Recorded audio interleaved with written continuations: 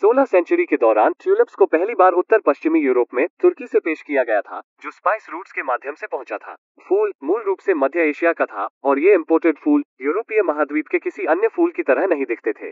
तो यह कोई आश्चर्य की बात नहीं है कि ट्यूलिप्स एक विलासिता की वस्तु बन गई, जो कि संपन्न समाज के बगीचों के लिए नियत थी। नाजुक रूप से बने चमकीले रंग के फूल कुछ ही समय में लोकप्रिय हो गए। डच समाज के व्यापारी मध्यम वर्ग अपने धनी पड़ोसियों की नकल करना चाहते थे, इसलिए उन्होंने भी ट्यूलिप की मांग की। प्रारंभ में यह अमीरों के लिए एक स्टेटस सिंबल था, जिसे बहुत महंगा होने के कारण खरीदा गया था। लेकिन साथ ही ट्यूलिप्स बेहद नाजुक माने जाते थे और सावधानीपूर्वक खेती के बिना वे आसानी से मर जाते थे। इसलिए 1600 की शुरुआत में ट्यूलिप्स के पेशेवर किसानों ने स्थानीय स्तर पर फूलों को उगाने और उत्पादन करने के लिए तकनीकों को परिष्कृत करना शुरू किया। डच किसानों ने सीखा कि ट्यूलिप उन बीजों या कलियों से उग सकते हैं जो मदर बल्ब पर उगते हैं। बीज से उगने वाले बल्ब में फूल आने में लगभग 7 से 12 साल लगते हैं, लेकिन एक बल्ब 1 साल के भीतर ही फूल सकता है। इससे तथाकथित ब्रोकन बल्ब्स का निर्माण हुआ, जो एक ठोस रंग के बजाय धारीदार बहुरंगी पैटर्न के साथ एक प्रकार का ट्यूलिप था।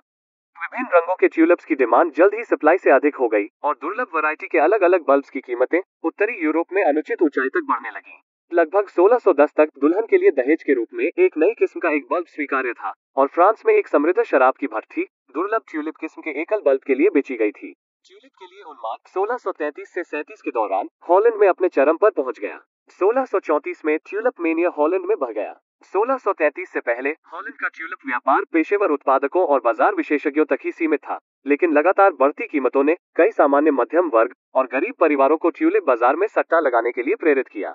घरों, संपदाओं और उद्योगों को गिरवी रख दिया गया ताकि ट्यूलिप बल्बों को उच्च कीमतों पर पुनर्विक्रय के लिए खरीदा जा सके। बिक्री और पुनर्विक्रय कई बार किए गए, यहाँ तक कि बल्ब जमीन से बाहर निकले बिना और दुर्लभ किस्मों के बल्ब सैकड़ों डॉलर्स के बराबर बेचे गए। एक दुर्लभ बल्ब की कीमत कभी कभी 4000 या 5500 फ्लोरेंस के बराबर होती है, जिसका अर्थ है कि आज के पैसे में सबसे अच्छे ट्यूलिप की कीमत $7,50,000 से अधिक होगी। 1636 तक ट्यूलिप व्यापार की डिमांड इतनी बड़ी थी कि उनकी बिक्री के लिए नियमित मार्ट्स एम्स्टर्डम के स्टॉक एक्सचेंज और कई अन्य शहरों में स्थापित किए गए थे। यह उस समय था जब पेशेवर ट्रेडर्स मौके पर आए और हर कोई इन दुर्लभ बल्बों में से कुछ का व्यापार करके पैसा कमा रहा था।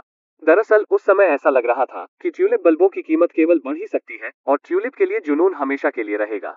इन लोगों ने लीवरेज के साथ ट्यूलिप खरीदना शुरू कर दिया। मार्जिन डेरिवेटिव कॉन्ट्रैक्ट्स का उपयोग करके वे जितना खर्च कर सकते थे उससे अधिक खरीद सकते थे।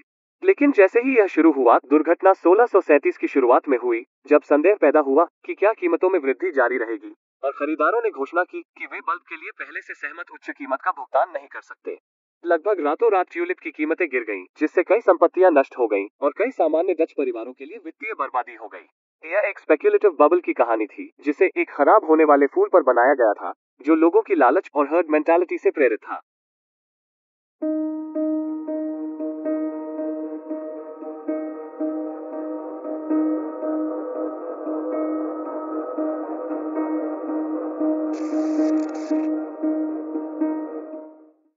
क्या आपने कभी कैटल के झुंड को खुले मैदान में चरते हुए देखा है? धीरे धीरे घास खाने से भेड़ें संतुष्ट और शांत दिखती हैं। फिर अचानक बिना किसी कारण के एक भेड़ चरना बंद कर देती है, घूमती है और खलिहान की ओर चलती है। दिलचस्प बात यह है कि बाकी सभी भेड़ें एक एक करके नेतृत्व का पालन करती हैं, जब तक कि पूरा झुंड खलिहान की ओर बढ़ जाता है। ऐसा लगता है जैसे भेड़ें सोच रही हैं, वो भेड़ अपने आप कहाँ जा रही है, वो क्या कर रहा है। यह एक भेड़ से शुरू होता है, जो अंततः पूरे झुंड में फैल जाती है, जैसे कि वे सभी इस क्रिया को करना चाहते हैं। दूसरी भेड़ें सोच रही होंगी, जो भी हो, मैं उसके पीछे चलने वाला हूँ। वे नेता का पीछा करते हैं, भले ही नेता को यह पता न हो कि वो क्या कर रहा है। यह हर्ड मेंटालिटी का एक चरम उदाहरण है, जिसे हम शेयर बाजारों के अनुरूप उपयोग कर सकते हैं। कुछ ट्वीट्स या चैनल्स को देखकर एक व्यक्ति स्टॉक खरीदना शुरू कर देता है, उसके बाद दूसरा, और इसी तरह ट्रेडर्स का एक समूह बिना किसी स्पष्ट कारण के स्टॉक खरीद रहा है। भले ही हम इंसान भीड़ से ज्यादा बुद्धिमान हैं, फिर भी भीड़ का अनुसरण करने की हमारे भीतर यह अंतर्निहित प्रवृत्ति है। ऐसा लगता है जैसे हर कोई सोच रहा है, सभी लोग गलत नहीं हो सकते। क्राउड मेंटालिटी के पीछे मुख्य कारक भीड़ के विचारों के संतुलन के रूप में नेतृत्व की तलाश करने की हमारी प्रवृत्ति है, यह मानते हुए कि बहुमत सही होना चाहिए, या कुछ व्यक्तियों के रूप में जो भविष्य का अनुमान लगाने की अपनी असाधारण क्षमता के कारण भीड़ के व्यवहार को प्रभावित कर सकते हैं। एक विशिष्ट उदाहरण क्रिप्टो और एलोन मस्क जैसे मशहूर सेलिब्रिटीज के ट्वीट्स हैं, जो लोगों के बीच भीड़ की मानसिकता को प्रभावित करते हैं, जो फिर कीमतों को चांद पर धकेल देंगे या कीमतों को नरक में गिरा देंगे। सैद्धांतिक रूप से हर्ड इंस्टिंक्ट एक ऐसा व्यवहार है जिसमें लोग ग्रुप्स में शामिल होते हैं और दूसरों के राय का पालन करते हैं। फाइनेंशियल मार्केट्स में हर्डिंग तब होता है जब निवेशक अपने स्वयं के विश्लेषण के बजाय भीड़ का पालन करते हैं। 1990 के अंत और 2000 की शुरुआत में .com बबल हर्ड इंस्टिंक्ट के प्रभावों का एक प्रमुख उदाहरण है। हर्ड इंस्टिंक्ट या हर्ड मेंटालिटी व्यक्तिगत निर्णय लेने या आत्मनिरीक्षण की कमी से जुड़ा होता है, जिससे आप अपने आसपास के सभी लोगों के समान ही सोचते और व्यवहार करते हैं। हम कई तरह से दूसरों की गतिविधियों के अनुरूप हर्ड मेंटालिटी के शिकार होते हैं, जिस तरह से हम किसी के राय देने के बाद खरीदारी करते हैं या जिस तरह से हम पूरी तरह से मार्केट गुरु के विश्लेषण या अनुमान में निवेश करते हैं। एक लाभदायक निवेश विचार पर छूटने का डर या फोमो अक्सर हर्ड इंस्टिंक्ट के पीछे प्रेरक शक्ति है, विशेष रूप से अच्छी खबर या घटनाओं के अवसरों में जहां हम 2 बार बिना सोचे समझे व्यवहार करते हैं। कभी कभी भीड़ का अनुसरण करना समझ में आता है। महामारी के बाद के बुल मार्केट के समान, जहां कीमतों में वृद्धि जारी है, शेयरों को खरीदना और रखना तर्कसंगत है। लेकिन जब बाजार की स्थितियां बदलती हैं, तो बेहतर होगा कि जब आप अपनी कमाई खोने से बचने की कोशिश करें, यह बात से सावधान रहें कि झुंड के पीछे के ट्रेडर्स आपको नीचे धकेलने न दें। अक्सर भीड़ आमतौर पर सही होती है जब तक कोई मोड़ नहीं आता। ऐसा क्यों है? क्योंकि लगभग सभी ने पहले ही एक पोजीशन ले ली होगी जब बाजार ऊपर की दिशा में आगे बढ़ रहा था और ट्रेंड को और आगे बढ़ाने के लिए केवल कुछ ही ट्रेडर्स बचे हैं। यही वो पॉइंट है जहां एक काउंटर ट्रेंड शुरू होता है और बाजार को विपरीत दिशा में ले जाता है, और यह तब होता है जब घबराहट होती है और एक बार फिर एक हर्ड मेंटालिटी पैदा होती है। लेकिन इस बार ट्रेडर्स ने और नुकसान से बचने के लिए बड़े पैमाने पर बेचना शुरू कर दिया है। तो विचार यह अनुमान लगाना है कि वो मोड़ कब आएगा और इसका लाभ उठाने के लिए एक ट्रेडिंग प्लान विकसित करना है। यह सटीक समय है जिस पर ट्रेडर को ब्रेक लगाना चाहिए और अपनी पोजीशन से बाहर निकलना चाहिए।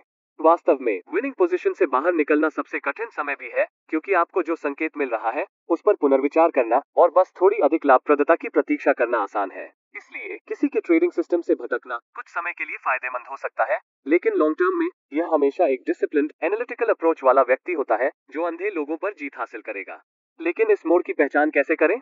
इसे कैसे संभव बनाया जाए? इसका उत्तर हम्फ्री नील द्वारा आर्ट ऑफ कॉन्ट्ररी थिंकिंग का उपयोग करके दिया जा सकता है, जहां वह डिस्कस करता है कि एक कंट्रेरियन स्ट्रैटेजी कैसे ली जाए। कंट्रेरियन ओपिनियन लेने का मतलब केवल विपरीत चीज करना नहीं है जो हर कोई कर रहा है। एक कंट्रेरियन अप्रोच में एक ट्रेडर बाजारों का अध्ययन करता है और एक इनोवेटिव ट्रेडिंग प्लान बनाने की कोशिश करता है। इस तरह की योजनाओं के लिए बहुत अनुभव और विचार की आवश्यकता होगी। यह इस तरह से किया जाता है कि एक ट्रेडर को अपने दिमाग को उन दिशाओं में सोचने के लिए प्रशिक्षित करना चाहिए जो आम राय के विपरीत है। यह उल्टा सोचने जैसा है। इसका मतलब है कि आपको उन कारणों के बारे में सोचना होगा कि मेजॉरिटी लोग गलत क्यों हो सकते हैं, और फिर उन कारणों की खोज करने का प्रयास करें जो बाजार की स्थितियों में बदलाव प्रेडिक्ट कर सकते हैं या उन सेक्टर्स की पहचान कर सकते हैं जो इस तरह के बदलाव से समृद्ध हो सकते हैं। उदाहरण के लिए, कोरोना के दौरान अधिकांश निवेशकों ने बाजारों से अपना पैसा निकाला और उन्हें अधिक स्थिर एसेट्स जैसे एफडी, गोल्ड आदि में रखा, क्योंकि लगभग सभी सेक्टर्स बुरी तरह प्रभावित हुए थे और निवेश में बने रहना बुद्धिमानी नहीं थी। लेकिन साथ ही फार्मा कंपनियों को उनके इंफ्रास्ट्रक्चर और रिसर्च के लिए अलाउंसेस से बहुत लाभ हुआ,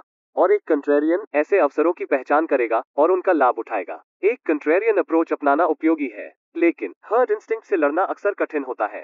ट्रेडिंग करते समय लोगों का यह स्वाभाविक झुकाव होता है कि वे यह देखें कि बाकी सभी क्या कर रहे हैं और उसका पालन करें, क्योंकि यह सुरक्षित और आरामदायक महसूस करता है। लेकिन अगर आप सावधान नहीं हैं, तो भीड़ का अनुसरण करना डेंजर बन सकता है, क्योंकि भीड़ गलत भी हो सकती है।